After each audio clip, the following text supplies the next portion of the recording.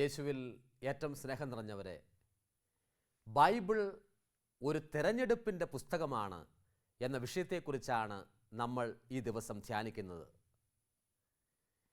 ഏതൊരു മനുഷ്യനും ദൈവം നൽകിയിരിക്കുന്ന വലിയ ഒരു ദാനമാണ്. അവന് എന്തു വേണമെങ്കിലും തിരഞ്ഞെടുക്കാം. അവന് വലിയ സ്വാതന്ത്ര്യമുണ്ട്. അതുകൊണ്ടാണ് അനുഗ്രഹീത വിശുദ്ധനായ വിശുദ്ധ അഗസ്റ്റിൻ പറയുന്നത്, എന്നെ കൂടാതെ എന്നെ സൃഷ്ടിച്ച എൻ്റെ ദൈവത്തിന് എൻ്റെ മേൽ ഒന്നും ചെയ്യാൻ കഴിയുകയില്ല. എൻ്റെ തെരഞ്ഞെടുപ്പ് വളരെ പ്രധാനപ്പെട്ടതാണ്. നിയമാവർത്തന പുസ്തകം 30-ാമത്തെ അധ്യായം 19-ാമത്തെ തിരുവചനം ബൈബിൾ പറയുന്നത് ഇങ്ങനെയാണ്: നിങ്ങളുടെ മുമ്പിൽ ജീവനും മരണവും ഞാൻ വയ്ക്കുന്നു. ഞാൻ നിങ്ങളുടെ മുമ്പിൽ പ്രകാശവും അന്ധകാരവും കൊണ്ടുവന്ന് വയ്ക്കുന്നു. ഇഷ്ടമുള്ളത് തിരഞ്ഞെടുത്തുകൊള്ളുക. എനിക്കും നിങ്ങൾക്കും ഇഷ്ടമുള്ള കാര്യം തിരഞ്ഞെടുക്കാൻ ദൈവം സ്വാതന്ത്ര്യം തന്നിട്ടുണ്ട്. സത്യത്തിൽ നമുക്ക് മുമ്പിൽ 2 വഴികളേ ഉള്ളൂ. ഒന്നുകിൽ നന്മയുടെ വഴി, അല്ലെങ്കിൽ തിന്മയുടെ വഴി. നമുക്ക് മുമ്പിൽ 2 യജമാനന്മാരേ ഉള്ളൂ. ഒന്നുകിൽ ക്രിസ്തു, അല്ലെങ്കിൽ മാമോൻ. നമുക്ക് മുമ്പിൽ 2 ലക്ഷ്യങ്ങളേ ഉള്ളൂ. ഒന്നുകിൽ സ്വർഗം, അല്ലെങ്കിൽ നരകം. നമ്മൾ തിരഞ്ഞെടുക്കുന്നത് സത്യത്തിൽ ഇടുങ്ങിയ വഴിയാണെങ്കിൽ ആ വഴിയിൽ യേശുവിനെ നമ്മൾ കണ്ടുമുട്ടും. ആ യേശു നമ്മെ സ്വർഗത്തിൽ എത്തിക്കും. നമ്മൾ തിരഞ്ഞെടുക്കുന്നത് വിസ്താരമുള്ള വാതിലാണെങ്കിൽ, തിന്മയുടെ വഴിയിലൂടെയാണ് നമ്മൾ നടന്നു പോകുന്നതെങ്കിൽ, മരണത്തിൻ്റെ ദൂതനെ നമ്മൾ കണ്ടുമുട്ടും. ആ യജമാനൻ നമ്മെ മരണകരമായ നരകത്തിൽ കൊണ്ടുചെന്ന് എത്തിക്കും. ഏതൊരു തിരഞ്ഞെടുപ്പും വ്യക്തി ജീവിതത്തിൽ എടുക്കുന്നത് പോലെ തന്നെ സമൂഹ ജീവിതത്തിലും മനുഷ്യരെടുക്കാറുണ്ട്. എനിക്ക് തോന്നുന്നു ലോകരാജ്യങ്ങളിൽ 2 പ്രധാനപ്പെട്ട രാജ്യങ്ങളിൽ ഈ അടുത്ത കാലത്തുണ്ടായ 2 തെരഞ്ഞെടുപ്പുകൾ നമുക്ക് ഏറെ സ്നേഹത്തോടെ ഈ സമയം ധ്യാനിക്കാം. ഒന്നാമത്, ലോകത്തിലെ ഏറ്റവും പ്രധാനപ്പെട്ട കത്തോലിക്ക രാജ്യമായ അയർലൻഡിൽ നടന്ന ഒരു തെരഞ്ഞെടുപ്പ്. അയർലൻഡ് എന്നുള്ളത് യൂറോപ്പിലെ ഒരു ചെറിയ രാജ്യമാണ്. എന്നാൽ ഏറ്റവും കൂടുതൽ ശതമാനം കത്തോലിക്കർ ജീവിക്കുന്ന രാജ്യമാണ് അയർലൻഡ്. ഈ രാജ്യത്താണ് സ്വവർഗരതി നിയമമായി ആദ്യമായി പാസാക്കിയത്. മാത്രവുമല്ല, ജനാധിപത്യ വ്യവസ്ഥിതിയിലൂടെ ആളുകൾ പോളിംഗ് ബൂത്തിൽ ചെന്ന് വോട്ടിട്ട് പാസാക്കുകയായിരുന്നു സ്വവർഗരതിക്ക് വേണ്ടിയുള്ള ഇലക്ഷൻ നടന്ന സമയത്ത്. 40 ലക്ഷം ആളുകൾ മാത്രം താമസിക്കുന്ന, എന്ന് പറഞ്ഞാൽ കേരളത്തിലെ കോട്ടയം ജില്ലയിൽ താമസിക്കുന്ന ആളുകൾ മാത്രം താമസിക്കുന്ന ഒരു രാജ്യമാണ് അയർലൻഡ് എന്ന് പറയുന്നത്. ഞായറാഴ്ച ഇലക്ഷൻ നടക്കുന്നതിൻ്റെ തലേ ദിവസം അവിടെ ദേവാലയത്തിൽ പങ്കുപറ്റിയത് 10 ലക്ഷം ആളുകളാണ്. ഈ 10 ലക്ഷം ആളുകൾ മാത്രം സ്വവർഗരതിക്കെതിരെ വോട്ട് ചെയ്തിരുന്നെങ്കിൽ ഒരിക്കലും ആ നിയമം അവിടെ പാസ്സാകുമായിരുന്നില്ല. നമ്മൾ ഓർക്കണം, ദേവാലയത്തിൽ പോകുന്ന, കർത്തൃ ശുശ്രൂഷയിൽ പങ്കുപറ്റുന്ന ആളുകൾ പോലും സത്യത്തിൽ വിവേകപൂർവം പെരുമാറാതെ പോയതുകൊണ്ട്, അനുഗ്രഹീതമായ തീരുമാനം കർത്താവിന് വേണ്ടിയും കർത്താവിൻ്റെ സഭയ്ക്ക് വേണ്ടിയും എടുക്കാതെ പോയതുകൊണ്ട് മരണത്തിൻ്റെ ദൂതൻ ഏറെ കാര്യമായി അവിടെ വിളയാടുവാൻ അവസരമുണ്ടായി. തിന്മ എല്ലാ വിധത്തിലും അതിൻ്റെ വർത്തമാനമാകുന്ന വിധത്തിൽ മുന്നോട്ട് പോകാൻ ഇടവന്നു. ഒരു സമൂഹമെടുത്ത തെറ്റായ തീരുമാനം തെറ്റായ മാർഗത്തിൽ പോകുന്നു. ആ മാർഗം തെറ്റായ ഒരു ഡെസ്റ്റിനിയിൽ, ഒരു ലക്ഷ്യത്തിൽ ചെന്ന് അവസാനിക്കും. ഇതുപോലെ തന്നെ അടുത്ത കാലത്ത് അമേരിക്കയിൽ ഒരു സംഭവമുണ്ടായി. അമേരിക്കയിലെ 50 സ്റ്റേറ്റുകളിൽ അറിയപ്പെടുന്ന ഒരു സംസ്ഥാനമാണ്, ഒരു സ്റ്റേറ്റാണ് അരിസോണ എന്ന് പറയുന്ന സ്റ്റേറ്റ്. ആ സ്റ്റേറ്റിലെ ഒരു പ്രധാനപ്പെട്ട സിറ്റിയാണ് ഫിനിക്സ് എന്ന് പറയുന്ന സിറ്റി. ആ ഫിനിക്സിലെ സിറ്റിയിലെ കൗൺസിലർമാരെ തിരഞ്ഞെടുത്തു. കൗൺസിലർമാരെ തിരഞ്ഞെടുക്കുന്ന സമയത്ത് ഞാൻ നേരത്തെ സൂചിപ്പിച്ചല്ലോ, എല്ലാവർക്കും സ്വാതന്ത്ര്യമുണ്ട്. ആർക്കും ആരെ വേണമെങ്കിലും തിരഞ്ഞെടുക്കാം. സഹോദരങ്ങളെ, അവർ തിരഞ്ഞെടുത്തതിൽ സേറ്റാനിക് വർഷിപ്പ് നടത്തുന്ന, സാത്താനിസം പ്രോത്സാഹിപ്പിക്കുകയും അത് കൊണ്ടു നടക്കുകയും ചെയ്യുന്ന ടക്സണിലെ ഒരു നേതാവിനെയും തിരഞ്ഞെടുത്തു. അപ്പോൾ സാധാരണയായി ഫിനിക്സിൽ കഴിഞ്ഞ 65 വർഷത്തെ അവരുടെ പാരമ്പര്യമനുസരിച്ച് കൗൺസിൽ കൂടുമ്പോഴൊക്കെ അവരുടേതായ മതവിഭാഗത്തിൻ്റെയോ അല്ലെങ്കിൽ ഏതെങ്കിലും സെക്റ്റിൻ്റെയോ വിധത്തിൽ അവരുടെ വിശ്വാസ പ്രമാണങ്ങൾ പ്രാർത്ഥനയായി നടത്താറുണ്ട് പൊതുവേദിയിൽ.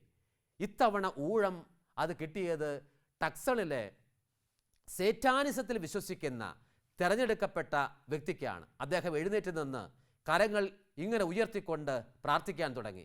പ്രാർത്ഥിച്ചത് ഇങ്ങനെയാണ്: സേറ്റാൻ എല്ലാ കാലത്തും ഫിനിക്സിൽ വാഴാൻ ഇടവരണം.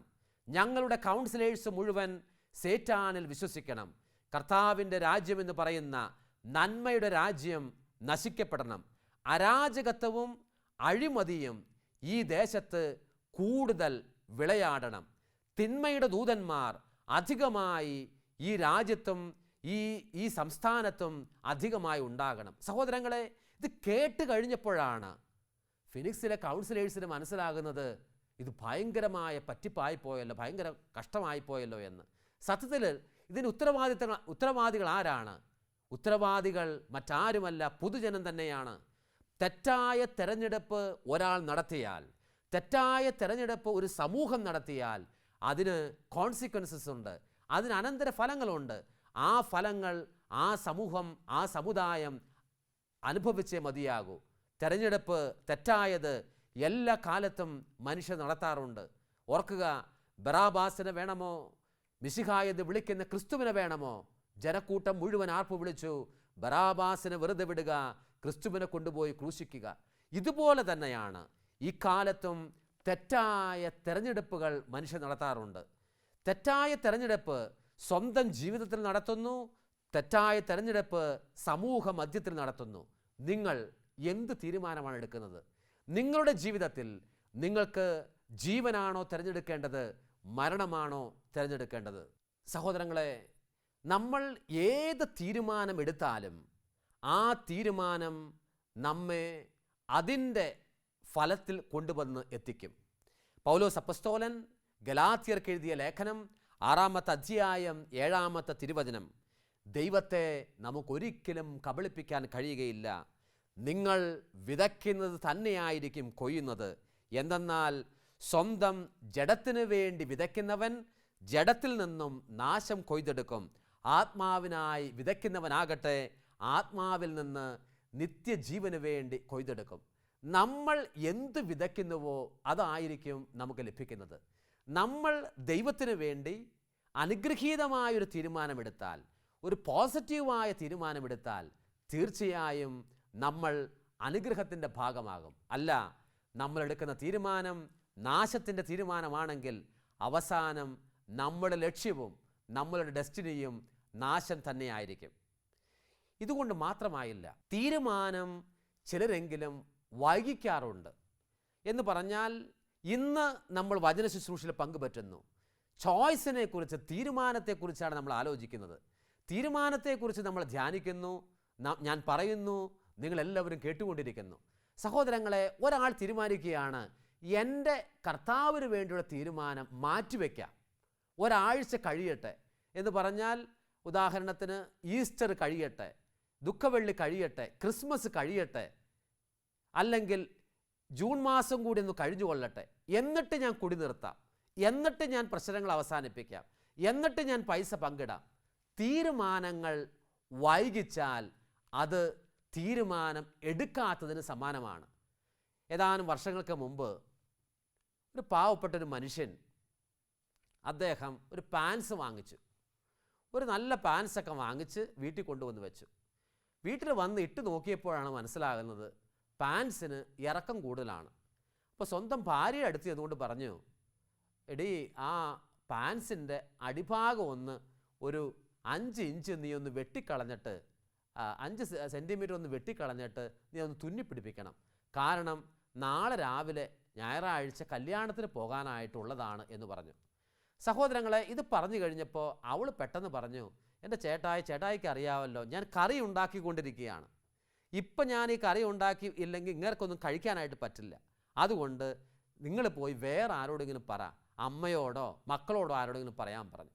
സഹോദരങ്ങളെ, കുറച്ച് കഴിഞ്ഞപ്പോൾ ആ മനുഷ്യൻ ചെന്ന് സ്വന്തം അമ്മയോട് പറഞ്ഞു, അമ്മേ, എൻ്റെ പാൻസിന് ഇച്ചിരി ഇറക്കം കൂടുതലാണ്, അതുകൊണ്ട് അടിഭാഗം ഒന്ന് വെട്ടി ഒന്ന് തുന്നണമെന്ന് പറഞ്ഞു. സഹോദരങ്ങളെ, അമ്മ പറഞ്ഞു, അയ്യോ ഞാൻ സീരിയൽ കണ്ടുകൊണ്ടിരിക്കുകയാണ്, ആ സീരിയൽ കണ്ട് അതിൻ്റെ ദുഃഖഭാവത്തിൽ ഞാൻ പങ്കുപറ്റിയിട്ട് വേണം നാളെ കുർബാനയ്ക്ക് പോകണ നേരത്ത് ആ വിഷയമൊക്കെ പള്ളിയിൽ കൊണ്ടുപോകാനായിട്ട്, അതുകൊണ്ട് എന്നെ ഇപ്പോൾ ബുദ്ധിമുട്ടിക്കരുത്, പിന്നെ എപ്പോഴെങ്കിലും ചെയ്യാമെന്ന് പറഞ്ഞു. സഹോദരങ്ങൾ, അത് കഴിഞ്ഞപ്പോൾ ആ മനുഷ്യൻ മോളുടെ അടുത്ത് ചെന്നു. മോളുടെ അടുത്ത് ചെന്നപ്പോൾ അവൾ പറഞ്ഞു, ചേട്ടാ ഇപ്പോൾ എനിക്കിപ്പോൾ പറ്റില്ല, എനിക്കിപ്പോൾ പിള്ളേരോടൊപ്പം പുറത്തു പോകണം, കൊയറിന് പ്രാക്ടീസ് നടത്തുന്ന ദിവസമാണ്, നാളെ സൺഡേയിൽ എല്ലാവരും കൂടി കൊയറിൽ ചെയ്യേണ്ട കാര്യമില്ലേ, അതുകൊണ്ട് ഇപ്പോൾ എന്നോട് പറയാതെ വേറെ ആരോടെങ്കിലും പറയാൻ പറഞ്ഞു. കുറച്ച് കഴിഞ്ഞപ്പോൾ ആ മനുഷ്യൻ മോൻ്റെ അടുത്ത് ചെന്നു. മോൻ്റെ അടുത്ത് ചെന്നപ്പോൾ പറഞ്ഞു, പപ്പാ എനിക്ക് ഇന്ന് ഒരു പ്രൊജക്റ്റ് തീർക്കാനുണ്ട്, ആ തീർത്തെങ്കിലാണ് നാളെ കല്യാണത്തിന് നമുക്ക് ഒരുമിച്ച് പോകാൻ പറ്റുമെന്ന് പറഞ്ഞു. സഹോദരങ്ങളെ, ഈ മനുഷ്യൻ കരുതി ഇവരോട് ആരോടും പറഞ്ഞിട്ട് കാര്യമില്ല, അതുകൊണ്ട് അദ്ദേഹം തന്നെ ചെന്ന് ആ പാൻസിൻ്റെ അടിഭാഗമൊക്കെ ഒന്ന് വെട്ടി തനിക്ക് പറ്റുന്ന വിധത്തിൽ തുന്നിക്കൊണ്ട് ആ മനുഷ്യൻ അത് അലമാരിയിൽ എടുത്തു വെച്ചു. ഏതാനും സമയം കഴിഞ്ഞ് കറിയൊക്കെ ഉണ്ടാക്കി കഴിഞ്ഞപ്പോൾ ഭാര്യയുടെ ഉള്ളിലൊരു തോന്നൽ, എന്തായിരുന്നാലും ജീവിത പങ്കാളി പറഞ്ഞതല്ലേ, അതുകൊണ്ട് ഒന്ന് ചെയ്യണം, ഒരു സഹായമായിട്ട് അദ്ദേഹത്തിന് ചെയ്തു കൊടുക്കാൻ മോശമല്ല. അതുകൊണ്ട് അലമാരിയിരിക്കുന്ന പാൻസ് എടുത്ത് അദ്ദേഹം പോലും അറിയരുതെന്ന് കരുതിക്കൊണ്ട് അടിഭാഗം 5 സെൻറ്റിമീറ്റർ വെട്ടിക്കളഞ്ഞു, തുന്നി ഹസ്ബൻഡ് അറിയാതെ ഒരു സർപ്രൈസ് ആയിക്കൊള്ളട്ടെ എന്ന് കരുതിക്കൊണ്ട് അകത്തെടുത്ത് വെച്ചു. കുറച്ച് നേരം കഴിഞ്ഞ് സീരിയലെല്ലാം കണ്ട് കരച്ചിലെല്ലാം കഴിഞ്ഞപ്പോൾ അമ്മയ്ക്കൊരു തോന്നൽ, എൻ്റെ മോൻ അധികമായി കാര്യങ്ങളൊന്നും എന്നോട് ചോദിക്കാറില്ല, അമ്മ മോൻ ഒരു കാര്യം ചോദിച്ചിരിക്കുന്നതല്ലേ, അതുകൊണ്ട് അവൻ പോലും അറിയാതെ അലമാരിയിൽ പോയി പതുക്കെ ആ പാൻസ് എടുത്ത് 5 സെൻറ്റിമീറ്റർ കണ്ടെടുത്ത് വെട്ടിക്കളഞ്ഞ് തുന്നി എടുത്ത് വെക്കണം. അമ്മയും അതുപോലെ തന്നെ ചെയ്തു. കുറച്ച് നേരം കഴിഞ്ഞ് മകള് കൊയറിൻ്റെ പ്രാക്ടീസൊക്കെ കഴിഞ്ഞ് മടങ്ങി വരുന്ന സമയത്ത് മകളുടെ മനസ്സിലൊരു തോന്നൽ, എൻ്റെ പപ്പ ഒരു കാര്യം പറഞ്ഞതല്ലേ, അതുകൊണ്ട് ഞാൻ ചെയ്യാതിരിക്കുന്നത് ശരിയല്ലല്ലോ. മകളും ചെന്ന് 5 സെൻറ്റിമീറ്റർ വെട്ടിക്കളഞ്ഞു, തുന്നി വെച്ചു.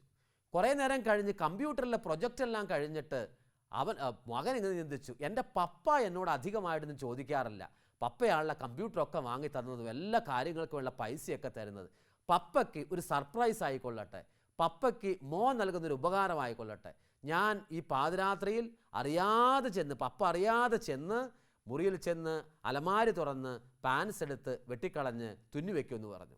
അവനും പോയി 5 സെൻറ്റിമീറ്റർ വെട്ടിക്കളഞ്ഞു, തുന്നി അറിയാതെ എടുത്തു വെച്ചു. സഹോദരങ്ങളെ, രാവിലെ എഴുന്നേറ്റ് ഈ മനുഷ്യൻ നോക്കുന്ന നേരത്ത് പാൻസിന് പകരം ബർമൂഡയാണ്, പാൻസിന് പകരം ട്രൗസറാണ്. എന്താ അതിൻ്റെ അർത്ഥം? മാതാപിതാക്കളെ, സഹോദരങ്ങളെ, തീരുമാനം മാറ്റി വയ്ക്കുന്നത് കൊണ്ട് ജീവിത പങ്കാളിമാർ ബർമൂഡ ഇടേണ്ട സ്ഥിതികൾ ചില കുടുംബങ്ങളിലുണ്ട്. തീരുമാനം അനുഗ്രഹീതരായ ദൈവ ശുശ്രൂഷകർ മാറ്റിവെക്കുന്നത് കൊണ്ട് അജഗണങ്ങളിൽ പലരും ബർമൂഡ പോലുള്ള വെട്ടിച്ചുരുങ്ങിയ ആത്മീയത നയിക്കേണ്ട ഗതികേട് ഈ കാലയളവിലുണ്ട്. പ്രാർത്ഥനാ ഗ്രൂപ്പ് നയിക്കുന്ന വ്യക്തികൾ കർത്താവിൻ്റെ സ്വരമനുസരിച്ച് അനുഗ്രഹീതമായ തീരുമാനമെടുക്കാത്തതുകൊണ്ട് കർത്താവിൻ്റെ പോരാളികളായി തീക്ഷ്ണതയോടെ മുന്നേറേണ്ട പലരും ബർമൂഡ പോലെ വെട്ടിക്കളഞ്ഞ മാന്യം ഭവിച്ച ആത്മീയതയുമായി മുന്നോട്ട് പോകേണ്ട സ്ഥിതിഗതി ഈ കാലയളവിലുണ്ട്. നമ്മൾ ഓർക്കണം, ദൈവത്തിന് വേണ്ടി നമ്മൾ ഒരു തീരുമാനം എപ്പോൾ നമ്മളുടെ മനസ്സിൽ കർത്താവ് നമ്മളെ അനുവദിക്കുന്നുവോ ആ സമയത്ത് എടുക്കുമ്പോഴാണ് നമ്മൾ അനുഗ്രഹീതരായി മാറുന്നത്. ഇതാ, തീരുമാനമെടുക്കാൻ കർത്താവ് നമുക്ക് അവസരം തരുന്നു. അനുഗ്രഹീത സുവിശേഷ പ്രഘോഷകനായ ആർച്ച് ബിഷപ്പ് ഫുൾട്ടൻ ജേഷൻ എപ്പോഴും തൻ്റെ ഓരോ പ്രഭാഷണവും കഴിയുമ്പോൾ ഇങ്ങനെ പറയുമായിരുന്നു, നിങ്ങൾക്ക് ഒരു തീരുമാനമെങ്കിലും ഈ ദിവസം എടുക്കാൻ കഴിഞ്ഞെങ്കിലേ എൻ്റെ പ്രഭാഷണം കൊണ്ട് പ്രയോജനമുള്ളൂവെന്ന്. മാതാപിതാക്കളെ, സഹോദരങ്ങളെ, ഇന്ന് ഈ ശുശ്രൂഷയിൽ പങ്കുപറ്റുന്നവർ കർത്താവിന് വേണ്ടി ഒരു തീരുമാനം, ഒരു പക്ഷേ വളരെ ചെറിയൊരു തീരുമാനമായിരിക്കാം, ഒരു ചെറിയ തീരുമാനമെങ്കിലും നിങ്ങൾക്ക് എടുക്കാൻ കഴിയുമോ? എങ്കിൽ നിങ്ങൾ അനുഗ്രഹത്തിൻ്റെ ഭാഗമാണ്. ഒരു പക്ഷേ വലിയ തീരുമാനമാകണമെന്നില്ല, പക്ഷേ ഒരു ചെറിയ തീരുമാനം അത് നിങ്ങൾ എടുത്താൽ നിങ്ങൾ അനുഗ്രഹത്തിൻ്റെ ഭാഗമാണ്. ഞാൻ പറഞ്ഞു, നമുക്ക് മുമ്പിൽ 2 വഴികൾ തുറന്നു കിടക്കുന്നു, 2 യജമാനന്മാർ നിൽക്കുന്നു, 2 ലക്ഷ്യങ്ങൾ നിൽക്കുന്നു. ഈ ദിവസം നിങ്ങൾ ഏതു വഴിയായിരിക്കും തിരഞ്ഞെടുക്കുക? തിരഞ്ഞെടുക്കുന്നത് ഇടുങ്ങിയ വഴിയാണോ, വിശാലമായ വഴിയാണോ? നിങ്ങൾ തിരഞ്ഞെടുക്കുന്നത് ഏത് യജമാനനെയാണ്? ക്രിസ്തു എന്ന് പറയുന്ന യജമാനനെയാണോ, അതോ തിന്മയുടെ ദൂതനായ പിശാചിനെയാണോ? നിങ്ങൾ ഏത് കാര്യമാണ് ലക്ഷ്യം വെക്കുന്നത്? സ്വർഗമാണോ നരകമാണോ? നമ്മൾ തിരഞ്ഞെടുക്കുന്ന വഴി അത് നമ്മെ കണ്ടുമുട്ടാൻ അനുവദിക്കുന്നത് പ്രത്യേകമായ യജമാനന്മാരെയായിരിക്കും. ആ യജമാനന്മാർ പ്രത്യേകമായൊരു തീരുമാനത്തിലും ലക്ഷ്യത്തിലുമായിരിക്കും നമ്മെ എത്തിക്കുന്നത്. നമുക്ക് ഈ ദിവസം പ്രാർത്ഥിക്കാൻ കഴിയണം, കർത്താവെ, അങ്ങേക്ക് വേണ്ടി തീരുമാനമെടുത്ത്, അങ്ങേക്ക് വേണ്ടി അങ്ങയുടെ യജമാനെ ശുശ്രൂഷിച്ച് അങ്ങയുടെ മുമ്പിൽ മുന്നോട്ട് പോകുവാൻ, അങ്ങയോടൊപ്പം യാത്ര ചെയ്ത് അങ്ങ് ആഗ്രഹിക്കുന്ന ലക്ഷ്യത്തിലെത്തുവാൻ ഞങ്ങളെ ഓരോരുത്തരെയും പ്രാപ്തരാക്കണമെന്ന് നമുക്ക് പ്രാർത്ഥിക്കാൻ പറ്റണം.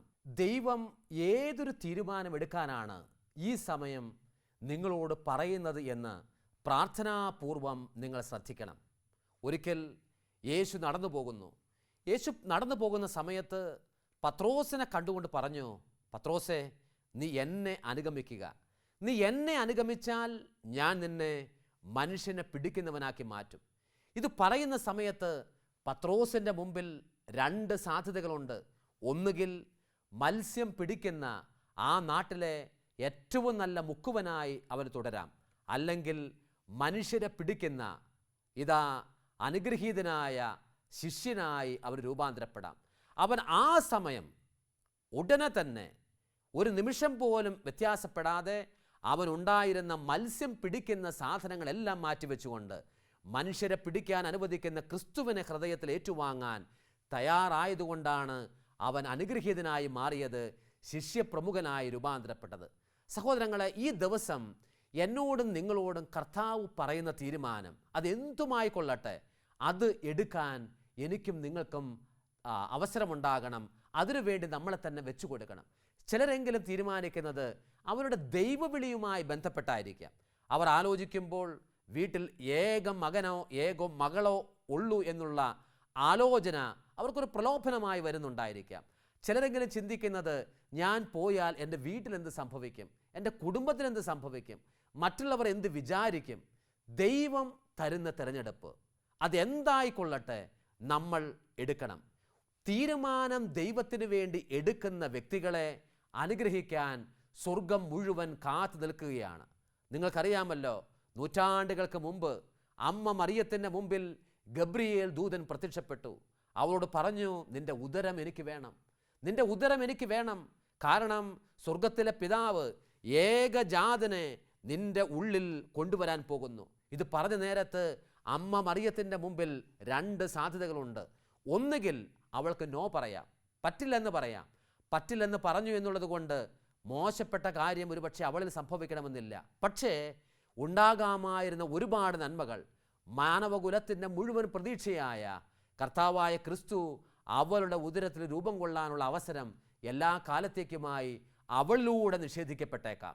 പക്ഷേ ദൈവം മറ്റൊരു സാധ്യതയും കണ്ടെത്തിയേക്കാം. സഹോദരങ്ങൾ, നമ്മൾ ഓർക്കണം, അവൾ അന്ന് യേശു പറഞ്ഞപ്പോൾ അനുഗ്രഹീത വിശുദ്ധാത്മാവായ വിശുദ്ധ അഗസ്റ്റിൻ പറയുന്നത്, സ്വർഗം മുഴുവൻ കാതോർത്തുകൊണ്ടിരിക്കുകയായിരുന്നു അവളുടെ മറുപടിയെ.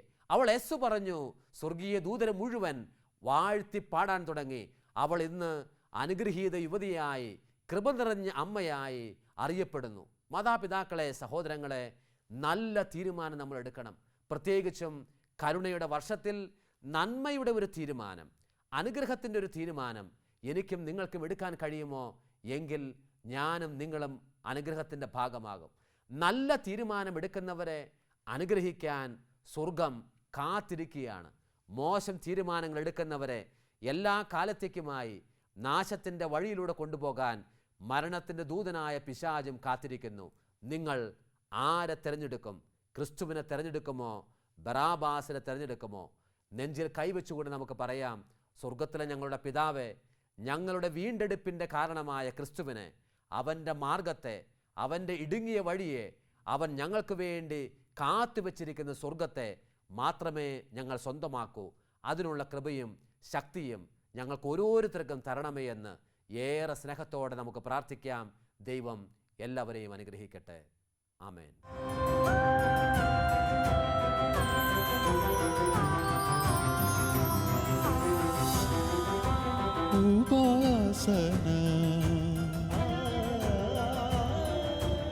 ഉപാസന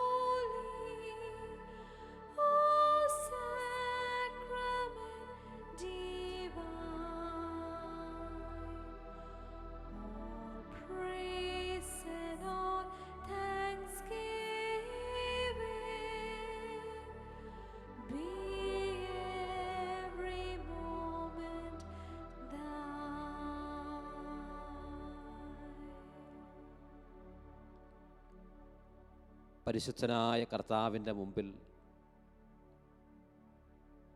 ഏറെ പരിശുദ്ധമായ മനസ്സോടുകൂടി നമുക്കായിരിക്കാൻ ശ്രമിക്കാം. ഇതാ സ്വർഗത്തിലെ നമ്മുടെ പിതാവ് നമുക്കായിട്ട് അയച്ച ഓമന സുതനായ യേശു ക്രിസ്തുവിൻ്റെ മുമ്പിലാണ് നാം എല്ലാം ഈ സമയമായിരിക്കുന്നത്.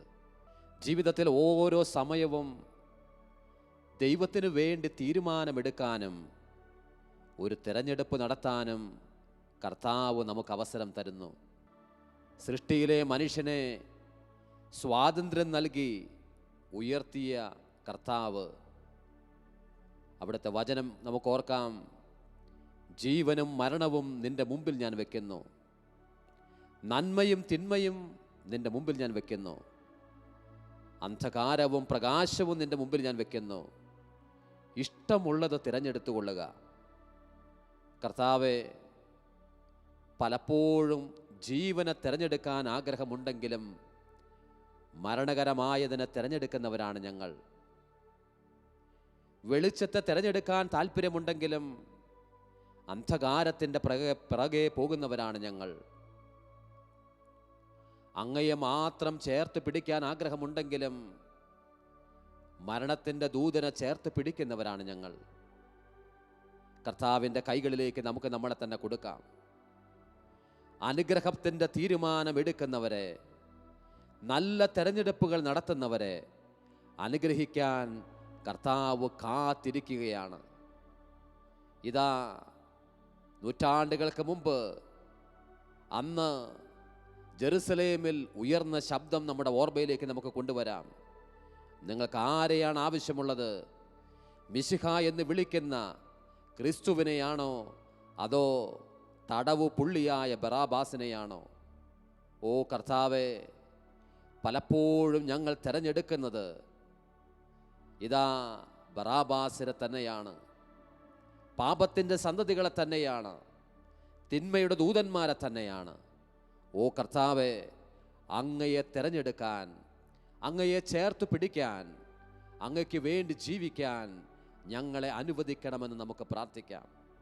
കർത്താവിന് അനുയോജ്യമാകുന്ന വിധത്തിലുള്ള തീരുമാനങ്ങൾ നമുക്കെടുക്കാം. കർത്താവിൻ്റെ മനസ്സിന് അനുയോജ്യമായുള്ളൊരു തിരഞ്ഞെടുപ്പ് നമുക്ക് നടത്താം. മരണകരമായ ചെയ്തികൾ നമുക്ക് മാറി നിൽക്കാം. വിശുദ്ധമായ ചെയ്തികൾ കൊണ്ട് ജീവിതത്തെ ധന്യമാക്കാൻ നമുക്ക് പരിശ്രമിക്കാം. ഓ കർത്താവേ, നല്ല തിരഞ്ഞെടുപ്പ് നടത്തുവാനുള്ള കൃപ നീ ഞങ്ങൾക്ക് തരണമേ. അങ്ങനെ പിശാചിനെയും അവൻ്റെ ആധിപത്യങ്ങളെയും ഞങ്ങളിൽ നിന്നും, ഞങ്ങളുടെ കുടുംബങ്ങളിൽ നിന്നും, വ്യക്തി ജീവിതങ്ങളിൽ നിന്നും മാറ്റിക്കളയുവാൻ കൃപ ചെയ്യണമേ എന്ന് നമുക്ക് പ്രാർത്ഥിക്കാം. നന്മയും തിന്മയും വേർതിരിച്ചറിഞ്ഞിടാനാ പരിശുദ്ധാത്മാവേ കൃപയേകണേ. ഓ ദിവ്യകാരുണ്യ യേശുവേ, പരിശുദ്ധാത്മാവിനെ കൂടാതെ ഞങ്ങൾക്ക് നന്മ തിന്മകളെ വേർതിരിച്ചറിയുക സാധ്യമല്ല. ഞങ്ങൾക്ക് ജീവനെ തിരഞ്ഞെടുക്കുക സാധ്യമല്ല. ഞങ്ങൾക്ക് പ്രകാശത്തെ തിരഞ്ഞെടുക്കുക സാധ്യമല്ല. ഞങ്ങൾക്ക് ക്രിസ്തുവിന് വേണ്ടി നിലകൊള്ളുക സാധ്യമല്ല. സ്വർഗത്തിലെ ഞങ്ങളുടെ പിതാവേ, ആദിമ നൂറ്റാണ്ടുകളിൽ എന്നതുപോലെ തന്നെ ഞങ്ങളുടെ വ്യക്തി ജീവിതങ്ങളിലും കുടുംബങ്ങളിലും നല്ല തെരഞ്ഞെടുപ്പുകൾ നടത്തുവാൻ അങ്ങയുടെ പവിത്രാത്മാവിനെ ഒരിക്കൽ കൂടി ഞങ്ങൾക്കായി അയച്ചു തരണമേ എന്ന് നമുക്ക് പ്രാർത്ഥിക്കാം. നന്മയും തിന്മയും വേർതിരിച്ചറിഞ്ഞിടാനാ പരിശുദ്ധാത്മാവേ കൃപയേകണേ. ജീവനും മരണവും വേർതിരിച്ചറിഞ്ഞിടാനാ പരിശുദ്ധാത്മാവേ കൃപയേകണേ. ദൈവത്തിൻ്റെ പരിശുദ്ധാത്മാവേ, ലോക ജനകോടികളിൽ ബഹുഭൂരിപക്ഷം ആളുകളും യേശുവിനെ മാറ്റി നിർത്തി ബറാബാസിനെ തിരഞ്ഞെടുക്കുന്ന ഈ കാലയളവിൽ, യേശുവിൻ്റെ നന്മയെ മാറ്റി നിർത്തിക്കൊണ്ട് മരണത്തിൻ്റെ ദൂതനെ തിരഞ്ഞെടുക്കുന്ന ഈ കാലയളവിൽ, കർത്താവേ, അങ്ങയുടെ കരങ്ങളിലേക്ക് മനുഷ്യ ഹൃദയങ്ങളെ ഞങ്ങൾ ഉയർത്തുന്നു. ദൈവത്തിൻ്റെ പരിശുദ്ധാത്മാവേ, എല്ലാ തെരഞ്ഞെടുപ്പുകളിലും അങ്ങയുടെ സാന്നിധ്യം അവിടുന്ന് വെളിവാക്കണമേ. വളരെ പ്രത്യേകമായി ലോകരാഷ്ട്രങ്ങളിൽ, പ്രധാനപ്പെട്ട രാഷ്ട്രങ്ങളിൽ ഈ നാളുകളിൽ നടക്കുന്ന എല്ലാ തെരഞ്ഞെടുപ്പുകളെയും ഞങ്ങൾ അങ്ങയുടെ മുമ്പിലേക്ക് ഞങ്ങൾ അർപ്പിക്കുന്നു. ഞങ്ങൾക്ക് ക്രിസ്തു അംഗീകരിക്കുന്ന ജീവിതമുള്ള വ്യക്തികൾ ഭരണാധിപന്മാരായി നൽകേണ്ടതിനായി പ്രാർത്ഥിക്കുന്നു. മരണത്തിൻ്റെ ദൂതന്മാർ ഇരിപ്പിടങ്ങളിൽ നിന്നും തകർക്കപ്പെട്ട് മാറ്റം ചെയ്യപ്പെടേണ്ടതിനായി ഞങ്ങൾ പ്രാർത്ഥിക്കുന്നു. ജീവനെ പ്രോത്സാഹിപ്പിക്കുന്ന, ജീവന് വേണ്ടി നിലകൊള്ളുന്ന നേതാക്കന്മാരെ ഞങ്ങൾക്ക് തരണമേ. ഭരണാധിപന്മാരെ ഞങ്ങൾക്ക് തരണമേ. സഭാധികാരികളെ ഞങ്ങൾക്ക് തരണമേ. അങ്ങയുടെ നാമത്തെ ഉയർത്തി കാണിക്കുന്ന നല്ല മക്കളെ, അങ്ങയുടെ ഹൃദയത്തിന് ഇണങ്ങിയ മക്കളെ, ഓ കർത്താവേ, ഞങ്ങൾക്കും തിരുസഭയ്ക്കും തരണമേ എന്ന് നമുക്ക് പ്രാർത്ഥിക്കാം. ഓ കർത്താവേ, ലോകരാഷ്ട്രങ്ങളുടെ മേൽ നിന്റെ കരുണ വർഷിക്കണമേ. എല്ലാ ഇലക്ഷനുകളുടെ മേലും നിന്റെ കരുണ വർഷിക്കണമേ. മനുഷ്യ ഹൃദയങ്ങൾ നന്മയെ തിരഞ്ഞെടുക്കട്ടെ. തിന്മയെ അതിൻ്റെ വേരോടെ പകുത്ത് കളയുവാനുള്ള കൃപ കൊടുക്കണമേ. അങ്ങയുടെ വലിയ ശക്തമായ സാന്നിധ്യം ഒരിക്കൽ കൂടി ജനഹൃദയങ്ങളിലേക്ക് വീശേണ്ടതിനായി ഈ സമയം ഞങ്ങൾ പ്രാർത്ഥിക്കുന്നു. ഓ, ഞങ്ങളിലേക്ക് വരണമേ, ഞങ്ങളെ രൂപാന്തരപ്പെടുത്തണമേ. തിരഞ്ഞെടുപ്പെല്ലാം തെറ്റാതെടുത്തിടുവാൻ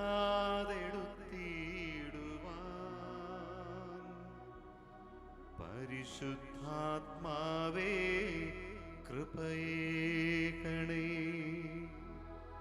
തിരഞ്ഞെടുപ്പെല്ലാം തെറ്റാതെടുത്തിടുവാൻ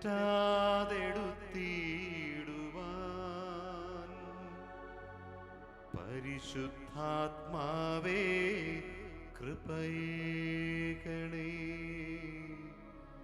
പരിശുദ്ധാത്മാവേ കൃപയേ